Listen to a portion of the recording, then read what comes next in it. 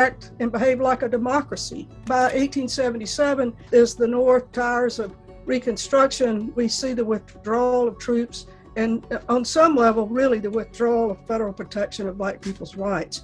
Just because the federal government said Reconstruction was over didn't mean that Black people stopped living their lives like free people. They continued to hold office. They continued to form these very important biracial political parties and movements. They joined interracial unions. They began to own businesses, in some cases owning land. Extraordinary success in the face of a lot of violence and not much federal protection. But what happens in the 1890s is that the Southern elite decides for themselves what the meaning of freedom is going to be. They're going to strip Black people of their citizenship.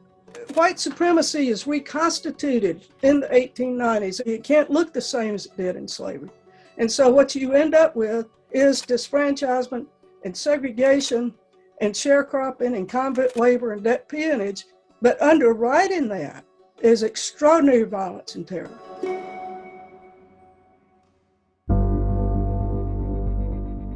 I like this phrase that sociologists and historians often use to describe the country in terms of race relations.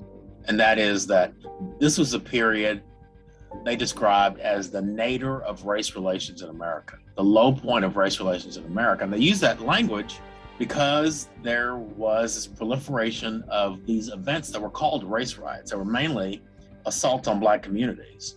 It was in New York and Philadelphia, Baltimore, and Memphis, and Omaha, and Chicago, and D.C. Summer and fall of 1919 was dubbed by James Weldon Johnson, who was with the NAACP, as Red Summer. Red is a metaphorical reference to blood that flowed through the streets from all this violence post-World War I. The other thing that's happening during this period is lynching. Lynching is simply a form of domestic terrorism aimed more often than not at Black folks. The real aim is to strike fear in the hearts and minds of a group, Black folks in this case, to make sure that Black folks knew and stayed in their place. And so lynching was running rampant during this period.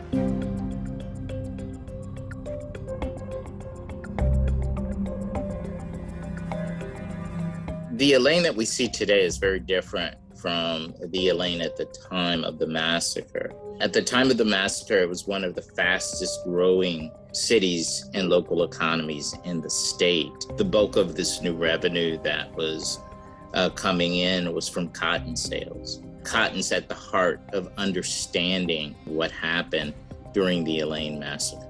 First of all, there are sharecroppers. The official name for it is debt peonage. On its surface, it seems